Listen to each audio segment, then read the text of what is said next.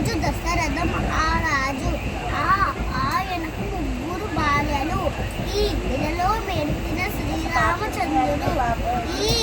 ఈయనకు ముగ్గురు తమ్ముళ్ళు. ఉత్తమ ఇల్లాల సీతాదేవి.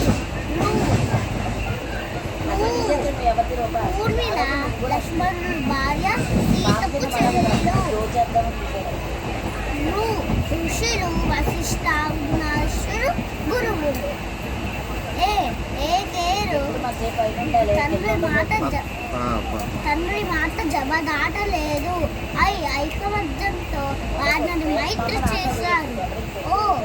ఓపికతో సవరి ఎంగిలి పండ్లు తిన్నారు.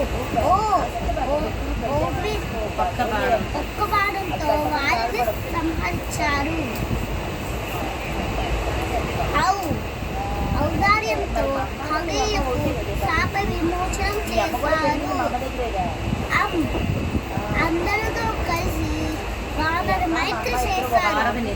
వానరి నిర్మించారు.